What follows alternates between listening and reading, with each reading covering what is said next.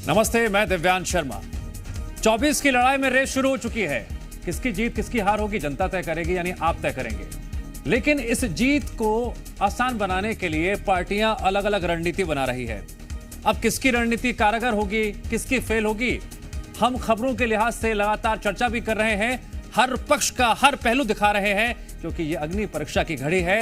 आज का मुद्दा आपको बताते हैं। 24 के चुनाव को लेकर कांग्रेस बीजेपी की तैयारी जारी है। एक तरफ बीजेपी ने दिल्ली में कोर कमेटी की बैठक की, वहीं कांग्रेस मध्य प्रदेश में न्याय यात्रा को लेकर अपनी तैयारी चल रही है। बीजेपी जल्द ही अपने उम्मीदवारों का ऐलान कर सकती है। इधर कांग्रेस ने किसानों को साधने के लिए अपनी रणनीति तैयार कर ली है। अब एक तरफ बीजेपी की तैयारियां हैं, कांग्रेस भी अपनी तैयारियों में कोई कोर कसर छोड़ना नहीं चाहती है। देखना दिलचस्प होगा 24 के रण में कौन किस पर भारी पड़ता है, कौन 24 की अग्नि परीक्षा में खरा उतरता है।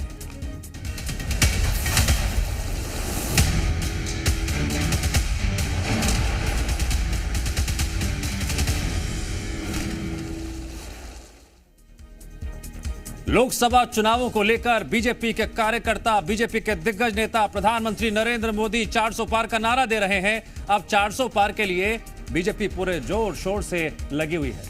जाहिर है, अगर बीजेपी को अपनी संख्या बढ़ानी है तो न केवल मौजूदा ताकत बनाकर रखनी होगी, बल्कि नई सीटें भी जीतनी होंगी। सबसे पहले तो लोकसभा चुनाव के उम्मीदवारों को लेकर मंथन जारी है, और यह मंथन इसलिए भी जरूरी है क्योंकि जीत का डंका बजाने के लिए मजबूत उम्मीदवार को चुनावी मैदान में उतारना ही पड़ेगा। अब दिल्ली में हाईकमान की बैठकों का दौर शुरू हो चुका है। देश की राजधानी में बीजेपी सियासी रणनीति बुन रही है, जिसके तहत 8 राज्यों की कोर कमेटियों की बैठक की गई। इसमें मध्य प्रदेश के सीएम मोहन यादव समेत कई मुख्यमंत्रियों ने शिरकत भी की। अब आपको बताते हैं दिल्ली में कोर कमेटी की बैठक में क्या कुछ खास रहा। बैठक में बीजेपी के राष्ट्रीय अध्यक्ष जेपी नड्डा, गृह मंत्री अमित शाह शामिल हुए। बैठक में संभावित दावेदारों के नामों पर फीडबैक के साथ साथ मंथन हुआ, चर्चा हुई। बैठक में नए नामों पर भी अंदरखाने बात हुई, जिसके बाद केंद्रीय चुनाव समिति के पास ये नाम आगे भेजे जाएंगे। मध्य प्रदेश बीजेपी ने कल प्रदेश चुनाव समिति की बैठक की थी। सूत्रों के मुताबिक इस दौरान लोकसभा सीटों पर उम्मीदवारों के नामों को लेकर चर्चा की गई। जनता के जहन में भी दिलचस्पी है कि उनके क्षेत्र में कौन होगा 24 का दावेदार। आज कोर कमेटी की बैठक में सीएम मोहन यादव अपने साथ कई सीटों पर उम्मीदवारी की लिस्ट लेकर पहुंचे। उन सीटों के बारे में भी बता देते हैं।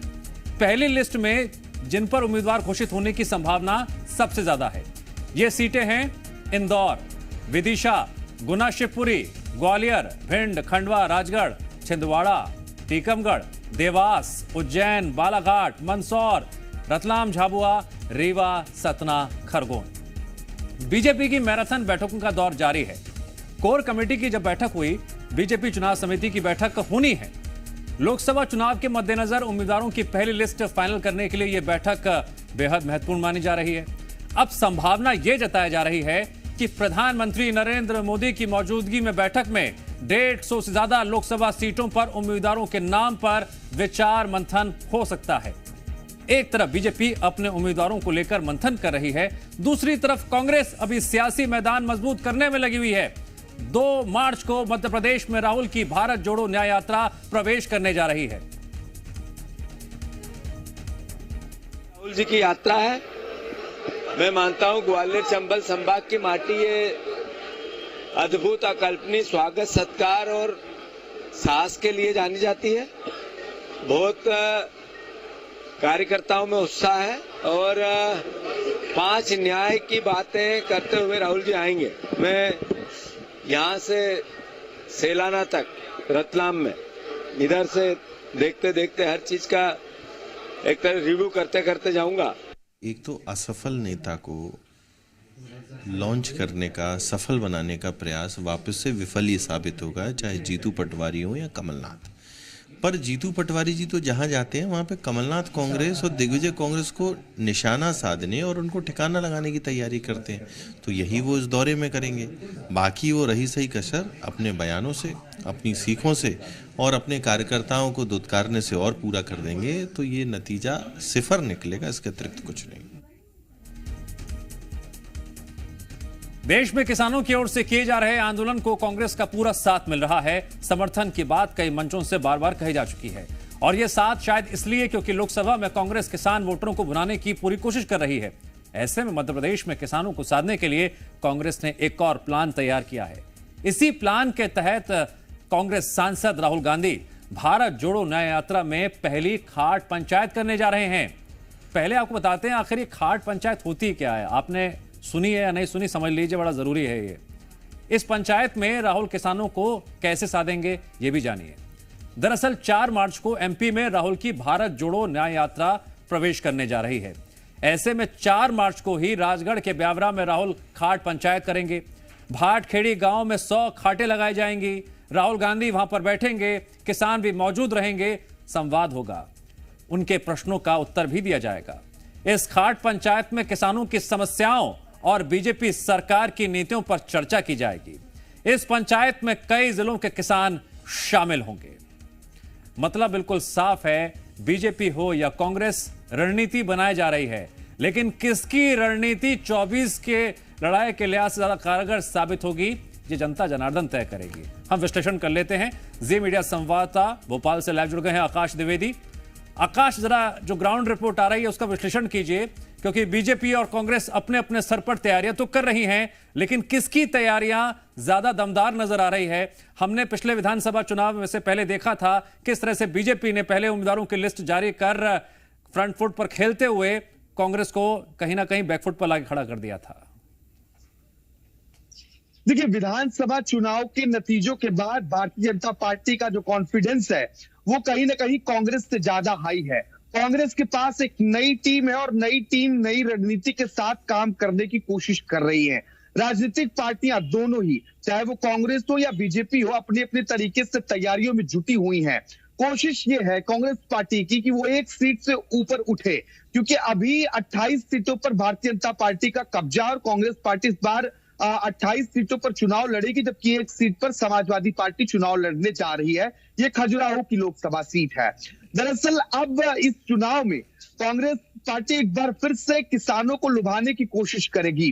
किसानों को लुभाएंगे राहुल गांधी, क्योंकि भारत जोड़ो न्याय यात्रा के दौरान मध्य प्रदेश में राहुल गांधी किसानों के साथ खाट चौपाल करने वाले हैं। मध्य प्रदेश के किसानों से ठीक है, मेरे सहयोगी आकाश द्विवेदी भोपाल से जानकारी दे रहे हैं किस तरह से राहुल गांधी न्याय यात्रा के दौरान जब मध्य प्रदेश में एंट्री होगी, किसानों के साथ बैठेंगे भी, चर्चा भी करेंगे और इसे खाट पंचायत नाम दिया गया है, जहां पर 100 खाटें लगाई जाएंगी। किसानों से बैठकर वहां पर संवाद भी किया जाएगा। लेकिन 24 की लड़ाई में किसानों को साधने की तैयारी लगातार जारी है। एक बार फिर से रुख करेंगे आकाश का। आकाश, अपनी बात जारी रख सकते हैं। देखिए, किसानों का जो मुद्दा है वो मध्य प्रदेश में बहुत बड़ा मुद्दा रहा है। 2018 में किसानों को लुभाकर ही कांग्रेस पार्टी लंबे वक्त बाद सत्ता में वापस आई थी और 23 में भी लुभाने की कोशिश की, लेकिन किसानों ने संभवतः साथ नहीं दिया। अब 24 में फिर कांग्रेस पार्टी की कोशिश है कि किसानों के सहारे दोबारा सत्ता हासिल की जाए और यही वजह है कि राहुल गांधी न सिर्फ किसानों से बल्कि अन्य अलग अलग वर्गों से, इनमें आदिवासी भी शामिल है, इसके साथ ही युवा शामिल है, परीक्षार्थियों से, जो अलग अलग परीक्षार्थी और परीक्षार्थियों से भी राहुल गांधी संवाद करते हुए नजर आएंगे। 2 तारीख से 6 तारीख तक की भारत जोड़ो यात्रा होगी और इस दौरान राम मंदिर के दौरान जो डैमेज हुआ उसे कंट्रोल करने की कोशिश की जाएगी। राहुल गांधी बाबा महाकाल के दर्शन भी करेंगे। हालांकि भारत जोड़ो यात्रा के दौरान भी उन्होंने ये किया था, लेकिन भारत जोड़ो यात्रा का बहुत बड़ा इंपैक्ट मध्य प्रदेश में विधानसभा चुनावों में दिखा नहीं। दूसरी ओर बीजेपी जिस तरीके से हर चुनाव खास रणनीति पर लड़ती है और इस लोकसभा चुनाव के लिए बीजेपी अपनी तैयारियां जोर शोर से कर रही है। दूसरे राज्यों के मुख्यमंत्री भी जो जिस क्षेत्र में प्रभाव रखते हैं वो पहुंचने लगे हैं। बीते दिन राजस्थान के मुख्यमंत्री ने दौरा किया। इसके साथ ही बीजेपी प्रत्याशियों के नाम भी पहले घोषित करने की तैयारी कर रही है। जो अंदर खाने की खबर है वो यह है कि मार्च के पहले सप्ताह में बीजेपी संभवतः प्रत्याशियों के नामों का ऐलान कर दे, क्योंकि जो नामों का पैनल है वो कल भोपाल में बैठक के दौरान लगभग तैयार कर लिया जा चुका है और सेंट्रल इलेक्शन कमेटी की बैठक में भी उन नामों पर चर्चा हुई है। इसके बाद बीजेपी जल्द ही सभी लोकसभा क्षेत्रों में अपने प्रत्याशी तय कर देगी, क्योंकि बीजेपी जो विधानसभा चुनावों पर प्रत्याशियों का चयन किया उसके बाद जी 24 की अग्नि परीक्षा में दोनों पार्टियां अपना दमखम दिखा रही है। अभी तो इंतजार लंबा है, तैयारियां भी होंगी, कई बदलाव भी देखने को मिलेंगे। आकाश, हम लगातार यूं ही चर्चा बीच बीच में करते रहेंगे। फिलहाल जानकारी के लिए आपका शुक्रिया। तो आपने देखा और समझा कि बीजेपी और कांग्रेस फिलहाल मध्य प्रदेश में अपनी तैयारियों के लिहाज से कहां खड़े हुए हैं, क्या कुछ कर रहे हैं। हम लगातार यही कहते हैं, जनता जनार्दन को तय करना है कौन उनके साथ है और कौन सियासत कर रहा है। यह वक्त है ब्रेक का। ब्रेक के बाद भी जी मध्य प्रदेश छत्तीसगढ़ पर खबरों का सिलसिला लगातार जारी रहेगा।